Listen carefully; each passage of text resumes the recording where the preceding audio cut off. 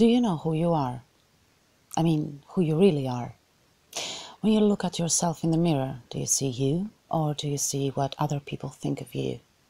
Do you see a housewife, a working class hero, a punk rocker, a ballet dancer, a little princess who loves fairy tales, or a scared, desperate soul trying to survive? Do you actually see anyone, or do you see no one?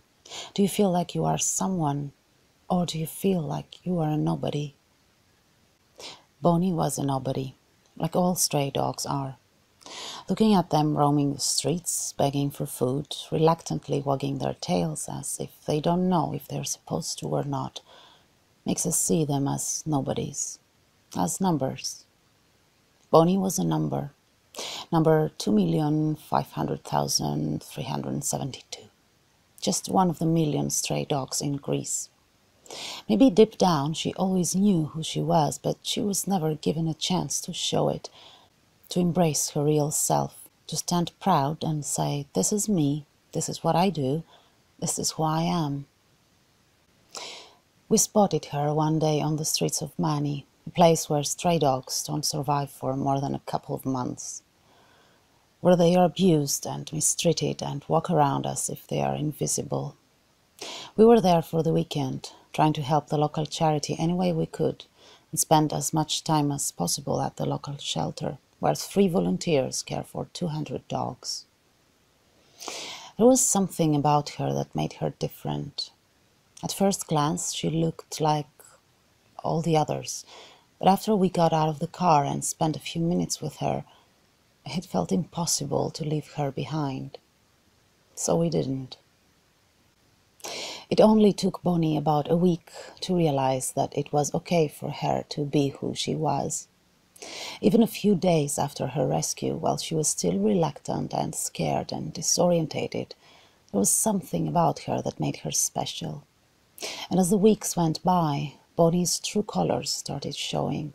And oh, she comes in so many colors. She comes in all the colors. She can be quiet and funny and happy and playful and cute. She can lay down immobile and completely surrender to your touch, and she can run around and play and have fun. No matter what she does it in the most elegant and special way, the Bonnie way. It's almost as if she's light as a feather, weightless, as if she doesn't really belong to the material world. She's just here for a visit. Within a couple of days of fostering her, I had already realized that she was one of a kind. The fun we had together was indescribable. What I usually do when I foster dogs is train them, teach them some basic stuff, help them socialize. Bonnie was different. She was inspiring in a way no dog I have ever met is. I suddenly found myself wanting to do things with her that I had never wanted to do before.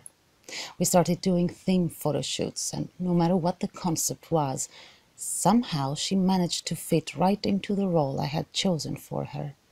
The more that elegant comedian made me laugh, the more I would see new sides of her. She bloomed. I don't remember when it was when I realized, or when she realized, how special she was. But after that, she never went back to being that scared nobody she was on the streets. That number.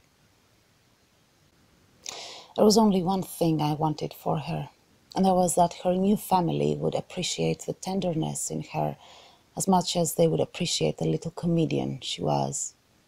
And I got so lucky, and so did she. When Martina sent me a video of her apartment in Berlin, there was only one thing I noticed, and that was Bonnie's new bed with an Emily the Strange print on it.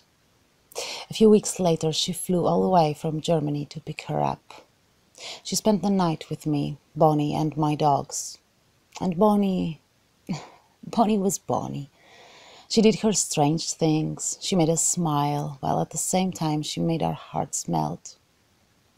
The next morning I drove them to the airport, and my sweet, sweet girl flew home, where she would start her new life as the dog she always wanted to be. And the dog she wants to be is one who enjoys a cuddle and makes up silly faces and is loved and adored by everyone. Getting to know her for those few months I fostered her made me realize how oppressed she must have been, living as a nobody, not being able to be herself. You know, sometimes all it takes for us to be ourselves is to understand that it is okay to be it. Sometimes all it takes is for someone to give us the opportunity to be free, to let go, and then we can become who we always wanted to be. Come here.